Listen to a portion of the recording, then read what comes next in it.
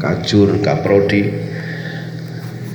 dan mahasiswa-mahasiswa dari Badan Eksekutif Mahasiswa mungkin yang hadir atau organ kemahasiswaan yang lain, para tetua adat, tokoh masyarakat yang hadir pada malam hari ini yang tidak bisa saya sebutkan satu persatu, rekan saya yang dari Surabaya, Pak Zaki, mana Pak Zaki ya?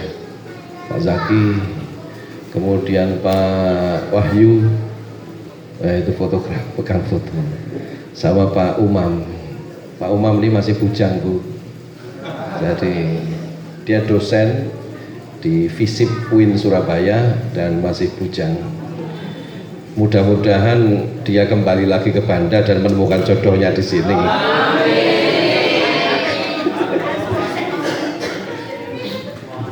Dan bisa mutasi dosen di sini lah saya kira.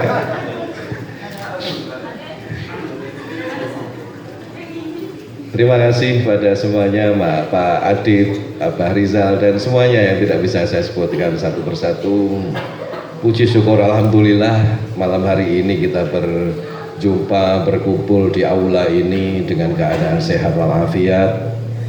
Tentu besar harapan semoga kita semua mendapatkan bimbingan, mendapatkan petunjuk, mendapatkan hidayah, mendapatkan ridho dari Allah Subhanahu wa Ta'ala.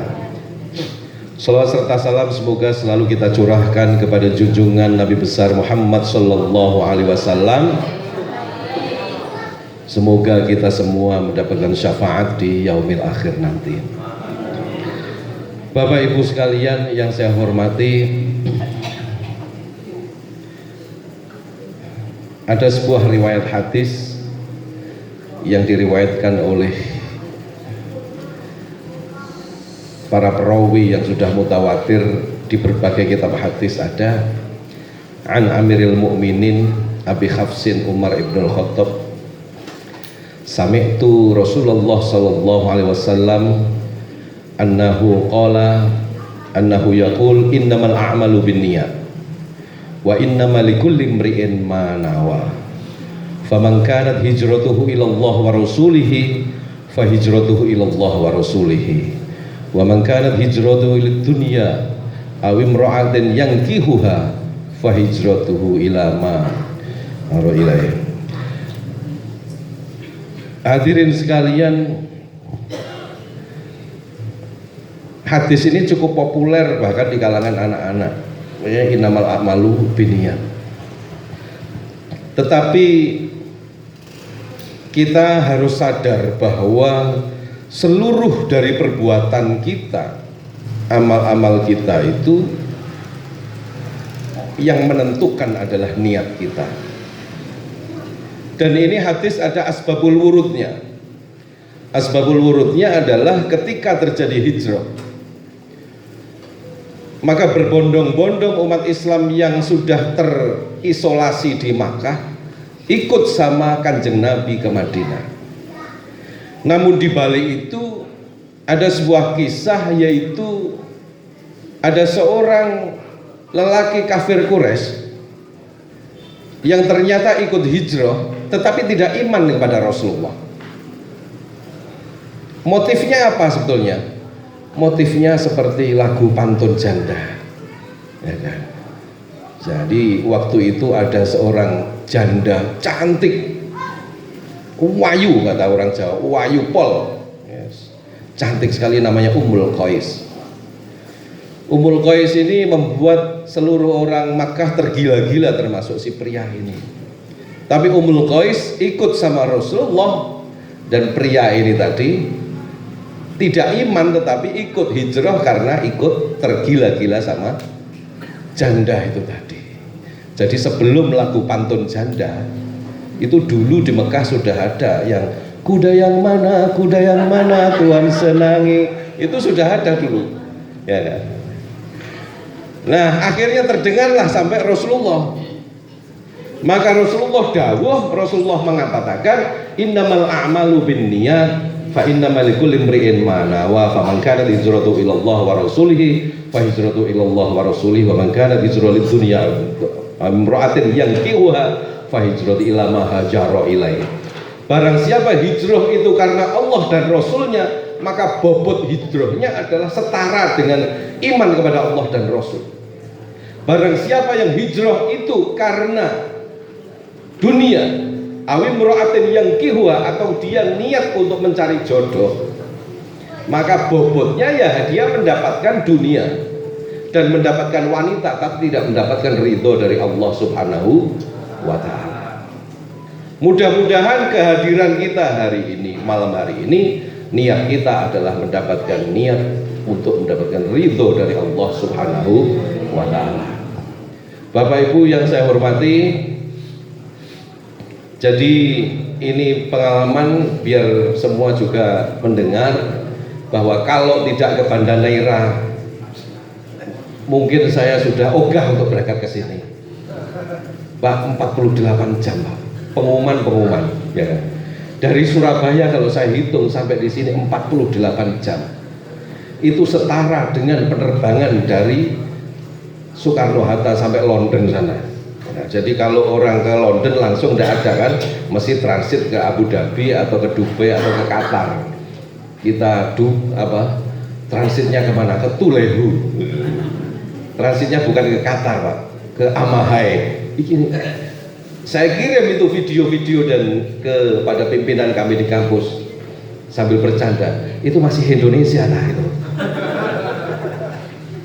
Jadi betapa jauhnya ini. Kalau tidak karena keterpanggilan kami mencintai tanah Banda ini, maka kami tidak akan berangkat.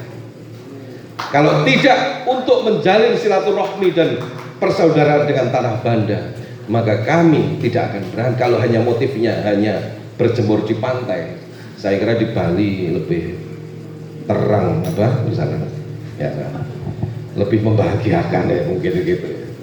Ya, karena di sini ada hal yang kami harus hadir atau datang di sini. Dan kebetulan kami mendampingi dosen-dosen dari Fakultas Ilmu Sosial dan Politik untuk melakukan riset tentang kepariwisataan di Tanah Banda.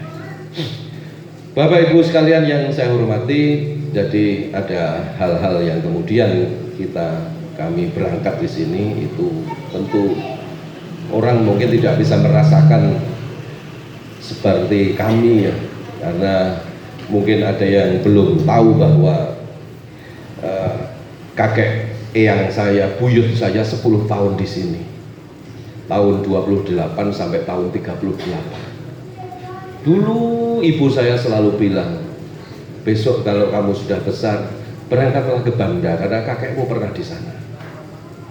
Itu tidak saya dengarkan ibu-ibu. Itu saya pikir ya kayak orang berangkat, kamu berangkat ke Monas kira-kira begitulah. Kemudian orang Jawa kemudian berangkat ke Banda ngapain jauh-jauh sana. Saya lewat di Globo itu petanya, lu kok di tengah samudra begini ya kan.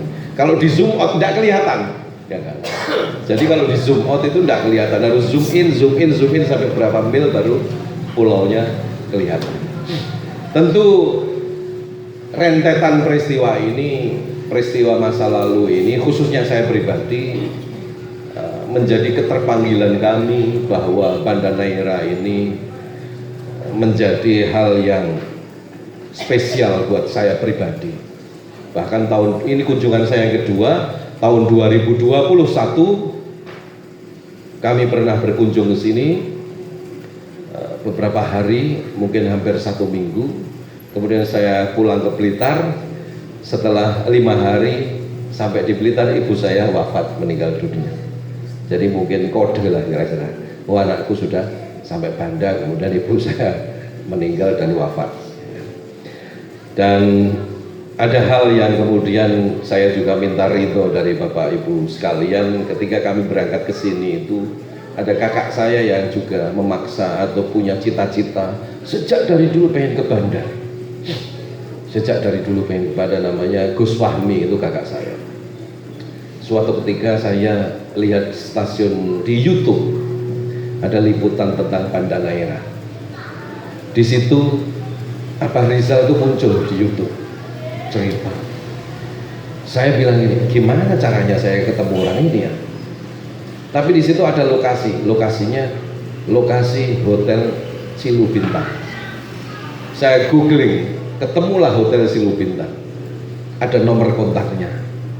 Pak Rizal ingat. Saya WA, kemudian dibalas, kemudian kita saling telepon. Poinnya adalah, Bapak, saya kemarin mendapatkan siaran di TV, ada orang bernama Rizal Bahalwan, dia mengomentar jadi narasumber di acara TV, lalu di situ ada keterangan Hotel Silu Bintang lokasinya. Apakah kami bisa dipertemukan dengan beliau untuk minta kontaknya? Beliau, saya Rizal Bahalwan, yang punya hotel saya. Ya Allah, jadi ini takdir ya, subhanallah. Ternyata setelah itu kami intens, belum sampai berangkat kakak saya waktu corona meninggal dunia. Jadi orang-orang yang penting itu menjelang dan setelah ke Banda Neira meninggal dunia. Ada lagi orang penting, jadi namanya Bang Aziz. Bang Aziz itu tim yang datang waktu tahun 2021, cukup dekat dengan Pak Rizal dan beberapa teman di Banda. Beberapa 2 minggu yang lalu meninggal dunia setelah ada haul di pondok pesantren kami.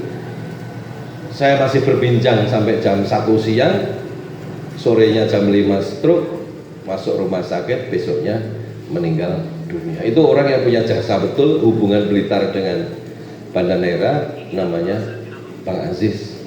1 bulan saya bersama dengan dia.